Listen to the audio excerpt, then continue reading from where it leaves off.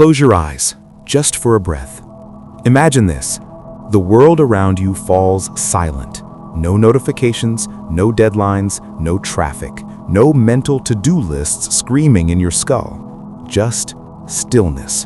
Now, what happens inside you? If your chest tightens, if your thoughts race to fill the void, if your hand twitches toward your phone like it's a lifeline, you're not broken, you're not lazy, you're not bad at relaxing.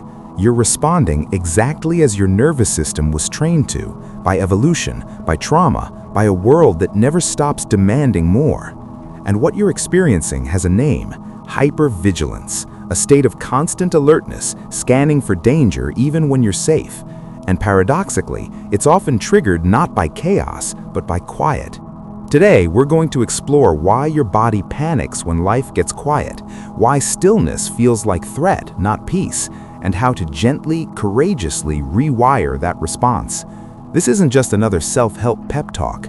This is a deep dive spanning ancient wisdom, modern neuroscience, trauma psychology, and digital age reality to help you reclaim the most radical act of our time, the courage to be still. So settle in, breathe, and let's begin. Long before Wi-Fi, before cities, before calendars, we were hunter-gatherers on the African savanna. And in that world, silence wasn't peaceful, it was ominous. When birds stopped singing, when the wind died, when insects went quiet, that was the moment a predator was near. Our ancestors who survived weren't the ones who relaxed into silence. They were the ones whose bodies tensed at the first sign of stillness, whose hearts pounded, whose senses sharpened, whose muscles coiled to flee or fight. That wiring didn't disappear with civilization. It lives in you right now, in your amygdala, your autonomic nervous system, your primal brainstem. Stillness, to your biology, still whispers, danger is coming. And for those who grew up in unpredictable homes, where silence meant emotional withdrawal, abandonment, or the calm before an outburst, that wiring is even more sensitive. Stillness doesn't just feel unsafe, it feels like the prelude to pain. The Roman Stoic Seneca wrote 2,000 years ago, "We suffer more often in imagination than in reality." He wasn't scrolling Instagram, but he understood the human mind's terror of its own unoccupied thoughts. Stillness creates space, and in that space, everything we've been outrunning surfaces. Grief we never mourned, shame we never named, fear we never faced. So we flee back into noise, into busyness, into the illusion of control. And modern life has perfected the art of distraction. The average person checks their phone 96 times a day, not out of necessity, but out of nervous habit. A landmark study from the University of Virginia found that when left alone with their thoughts for just 15 minutes, 67% of men and 25% of women chose to give themselves a mild electric shock rather than sit in silence. Think about that. Physical pain felt safer than mental stillness. Why? Because stillness forces us to confront the self we've been avoiding, the part that's tired, the part that's hurting, the part that wonders, is this all there is? Blaise Pascal, the 17th century philosopher, put it starkly: all of humanity's problems stem from man's inability to sit quietly in a room alone. 4 centuries later, we've built an entire attention economy on preventing exactly that. Your phone isn't just a tool, it's a pacifier for your nervous system. Every scroll, every notification, every autoplay video delivers a micro hit of dopamine that quiets the inner storm just for a second. But like any addiction, the relief is fleeting, and the cost is your capacity for presence. Algorithms exploit your hypervigilance. Uncertainty drives engagement, and your threat-scanning brain gets hijacked into scanning for likes, comments, red dots. You're not weak for falling into this loop. You're human in a system designed to keep you off balance. But here's the deeper layer. For many, stillness isn't just uncomfortable, it's destabilizing. If you grew up as the responsible child, the emotional caretaker, or in an environment where your needs were secondary, your nervous system learned to equate worth with productivity. Rest wasn't rest, it was risk. Slowing down meant someone might notice you're not perfect, or worse, that you're not needed. So you keep moving. You fill every gap with tasks, plans, texts, podcasts, even in bed. And when life finally forces a pause, a weekend off, a quiet evening, a vacation, your body doesn't sigh in relief, it panics, because stillness feels like falling, and falling to a nervous system shaped by chronic stress or trauma feels like dying. This isn't just metaphor. Neuroscientist Dr. Stephen Porges' polyvagal theory explains that when we feel safe, our social engagement system lights up. We connect, create, rest. But when we're in survival mode, fight, flight, or freeze, even quiet can trigger a dorsal vagal shutdown or a sympathetic surge. Your body isn't malfunctioning, it's protecting you the only way it knows how. Yet across cultures and centuries, wisdom traditions have pointed to stillness as the gateway to healing, not harm. In Zen Buddhism, Zazen, seated meditation, isn't about emptying the mind, but befriending whatever arises without judgment. In Indigenous practices worldwide, silence isn't emptiness, but fullness, a space to listen to ancestors, to earth, to the self. The ancient Greeks called the highest peace ataraxia, freedom from disturbance of mind. Rumi, the 13th century Persian mystic, wrote, "The wound is the place where the light enters you. But that light can't enter if you're constantly running from the wound." Stillness isn't passive, it's the most active form of courage, choosing to stay present when every fiber screams to escape. It's what Dr. Gabor Mate calls compassionate witnessing, being with your pain without trying to fix it, numb it, or outrun it. That's where true healing begins. So how do you teach a hypervigilant body to trust quiet? Not by forcing hour-long meditations, not by shaming yourself for feeling restless, but through micro moments of regulated stillness, tiny acts that whisper safety to your nervous system. Start with 60 seconds. Set a timer. Sit. Don't meditate. Just notice your breath. If your mind races, great, that's data. Say silently, "Ah, there's panic." No judgment, just witness. Create a stillness anchor, a smooth stone in your pocket, the flame of a candle, a single phrase like, "I am here." When anxiety flares in quiet moments, return to that anchor, not to suppress fear, but to say, "I see you, and I'm still here." In Ayurveda, stillness is nourishment, not laziness. It's called pratyahara, the withdrawal of the senses, the art of turning inward without fear. Try walking slowly in nature, not to get anywhere, but to feel your feet on the earth. Or sit by a window and watch the sky change without naming what you see. These aren't escapes, they're retrainings. Each time you choose stillness and survive it, your nervous system updates its threat assessment. Quiet isn't danger. Quiet is home. And remember, stillness isn't the absence of noise, it's the presence of awareness. It's not about stopping your thoughts, but changing your relationship to them. You are not your racing mind, you are the space in which the mind moves. Like the sky holding storm clouds, you are vast enough to hold anxiety, grief, boredom, without being destroyed by them. This is the insight of non-dual philosophy, echoed from the Upanishads to modern mindfulness. You've never been separate from peace, you've just been too busy to notice. So the next time life gets quiet and your body tenses, don't fight it, don't flee. Pause, place a hand on your heart, breathe into the tightness, whisper, "It's okay, you're safe now." That simple act, a gentle return to the body, is how you begin to heal generations of survival wiring. It's how you reclaim your birthright to rest. Because you were never meant to live in constant alertness. You were meant to rest, to create, to feel, to be fully, deeply, quietly human. And in a world that profits from your unrest, choosing stillness isn't just self-care, it's rebellion, it's liberation, it's love. So go ahead, sit in the quiet, let the silence hold you. You've earned this peace. You might be wondering, if stillness is so healing, why does it feel like torture at first? That's not just a rhetorical question, it's a physiological truth. When you've spent years, maybe decades, drowning out inner discomfort with external noise, your nervous system has forgotten the language of safety. It's like a wild animal that's only known cages. Even when the doors open, it flinches at freedom. And here's what modern neuroscience confirms. Your brain physically resists stillness, not because you're weak, but because your neural pathways have been carved by chronic stress. Every time you chose distraction over discomfort, you reinforced a circuit that says stillness equals danger.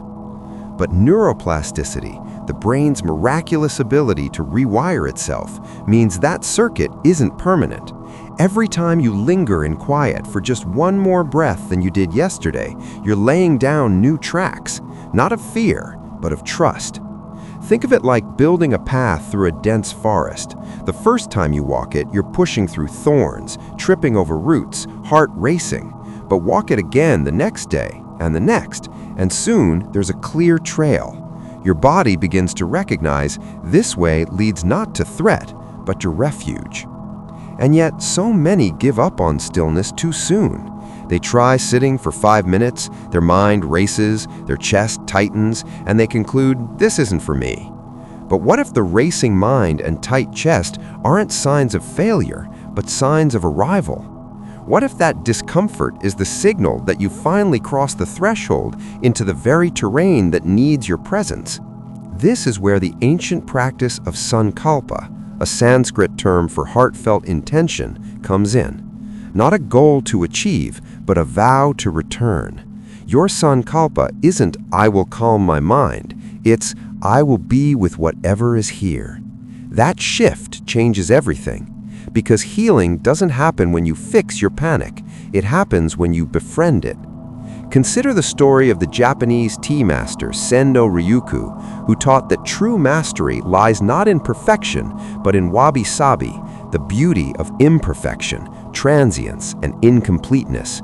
Your restless mind, your trembling hands during silence, that's not brokenness. That's your humanity showing up, raw and real. And that's where transformation begins. Now, let's talk about what often gets missed in conversations about stillness.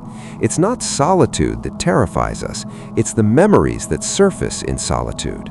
For survivors of emotional neglect, childhood trauma, or chronic invalidation, stillness doesn't just bring boredom, it brings echoes. You're too much. Don't be a burden. No one cares what you feel. And so the body braces not against silence itself, but against the old pain that silence allows to rise. This is why trauma-informed stillness looks different. It's not about sitting cross-legged on a cushion for an hour. It's about titration, a term from somatic therapy, meaning dose your exposure to discomfort in tiny, tolerable amounts. You don't have to face the whole storm at once. Just stand at the edge of the rain, feel one drop, then two, then pause, return to safety, come back later. This is how you rebuild a relationship with your inner world, not through force, but through rhythm. And rhythm is key. The human nervous system thrives on predictability. That's why ancient rituals, chanting, drumming, breathwork, walking labyrinths, use rhythm to induce calm. Rhythm says, you are not lost. There is a pattern. There is return. Try this right now. Place one hand on your heart, one on your belly. Breathe in for 4 counts, hold for 2, exhale for 6. Do this just 3 times. That's not meditation, that's neurosection, your body sensing safety through regulated breath. And over time, these tiny rituals become anchors, not to stop your thoughts, but to remind your body, you are here, you are grounded, you are not that child anymore. Now, let's address the elephant in the room, productivity culture. We live in a world that glorifies hustle, equates rest with laziness, and measures worth by output. But what if stillness is the source, not the enemy, of true creativity? Consider how ideas arrive, not when you're grinding at your desk, but in the shower, on a walk, in the quiet moments between tasks. The ancient Greeks called this theoria, contemplative seeing, not doing, but beholding. And from that beholding, insight arises. Even Einstein credited his breakthroughs to combinatory play during idle moments.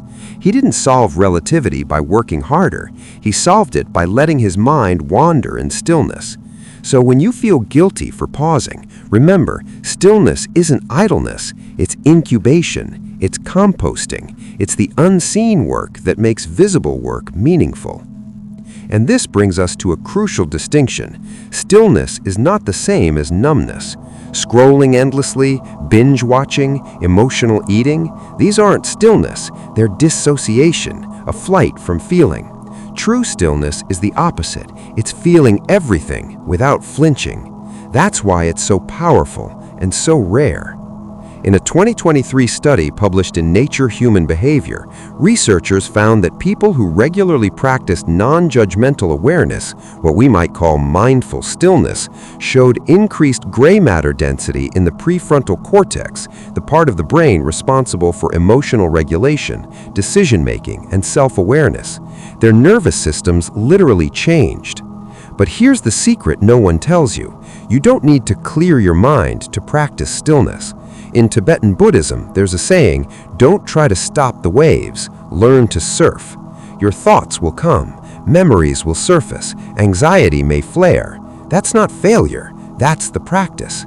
The magic isn't in silencing the storm, it's in discovering that you are the ocean, not the wave. And this is where philosophy meets physiology. The Stoics spoke of the inner citadel, a place within you that no external event can touch.